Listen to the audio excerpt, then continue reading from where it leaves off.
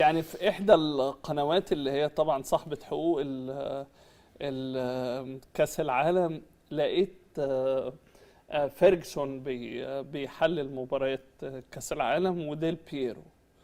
وانت بتتفرج عليهم احيانا ما بتقولش انا لو طلعت جنب ديل بييرو او فيرجسون هحلل تحليل مختلف عن اللي الناس بتقوله ده؟ اولا انا ما اعرفوش.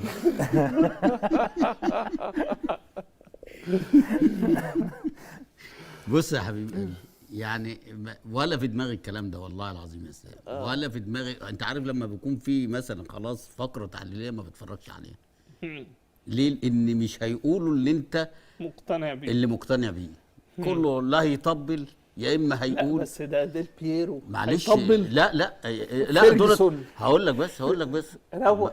صلي على النبي انت بس، صلي على النبي. اتفضل. لعيبه ومدرب عالي ولعيب عالي، بس هتفهم منه ايه؟ واحد بيتكلم ايطالي والتاني لا ما هو بيتكلم. بيترجمها. لا مين بيترجمها؟ اذا كان بيترجموا غلط هنا المدربين، امال ده بقى ده للمحللين. لا ما هو في كلام، بص في كلام بيبقى ايه، كلام كوره مفروض ان هو محفوظ، مصطلحات كده ما بيقولوهاش، مش هتعرف هم بيقولوا ايه او هم يقصدوا ايه. فخلينا هنا في اللي على قدنا، العرب بتوعنا دول والناس حبايبنا دول والليله بتاعتنا بلاش قوي يعني، ما نفتحهاش قوي ونفتح صدرنا قوي لبره. اتفاجئت بالنهارده بأداء المنتخب المغربي وتأهله لدور 16. كنت متوقع ان هو يبقى متصدر لمجموعته ويتفوق على اسبانيا وعلى سوري على بلجيكا كمان، وكرواتيا تحديدا. بلجيكا وكرواتيا. بص انا بعد ماتش بلجيكا يا رب يتفوق على اسبانيا. انا غلطت وقلت اسبانيا، هو يقابل اسبانيا في دور 16 ان شاء الله. فيتفوق على اسبانيا. بعد الماتش بتاع بلجيكا اللي هو كسب ده، اداله افضليه ان هو عنده كندا، غير لما يكون عنده كرواتيا في الاخر او بلجيكا في الاخر وهي محتاجه زي النهارده مثلا. واخد بالك. فطبعا بلجيكا كسبانه الماتش الاولاني، فلعبه بامور هاديه يعني عادي، انا ممكن اتعادل وممكن اكسب، يعني الموضوع ما كانش في دماغها ان هو هتأزم معاهم. صحيح. ان المغرب هتكسبهم. فالمغرب فانطلق من خلال الماتش اللي هو بلجيكا ده، اداهم دفعه. لازم النهارده كان يكسب وكسب. صحيح. وتحقق له ده من اول 4 دقائق. ايوه نازلين يعني عندهم في اصرار غير طبيعي. في اصرار هنا بقى. زي السعوديه كان عندها اصرار في ماتش بولندا غير طبيعي، بس مفيش توفيق او مفيش واحد يخلص. النهارده في واحد خلص، جاب جون وجاب التاني، خلاص حتى لو دخل فيه الجون ما عنديش مشكله، لان انت ما بتلعبش الهوا، انت بتلعب برضه فرقه. وعايز ده بيعدوا نفسيهم لكاس العالم اللي جاي، مش المره دي يعني. كاس العالم اللي عندهم. حضرتك بتتكلم على كندا ولا بتتكلم على كندا؟ كاس العالم عندهم اللي جاي عندهم. فهم من دلوقتي بيرتبوا اوراقهم، واخد بالك. فبرضه عايزين ان هم يسيبوا ذكرى حلوه. صحيح. ان انا خسرت الماتشين اللي فاتوا، ما اخسرش كمان من الثالث يعني. واخد بالك. فالنهارده كان هم الدافع بتاعهم اكتر عشان ان هم باي بشكل حلو. فهو ده اللي أزم المباراه. وحتى تلاقي في بعض الفترات هم ركبوا الجيم، وبعض الفترات هم ضغطوا جامد قوي في اخر ربع ساعه. صحيح. على فريق منتخب المغرب. ولكن لعيبه المغرب لعيبه رجاله حاسه بالمسؤوليه، وعشان كده هم مركزين من اول البطوله.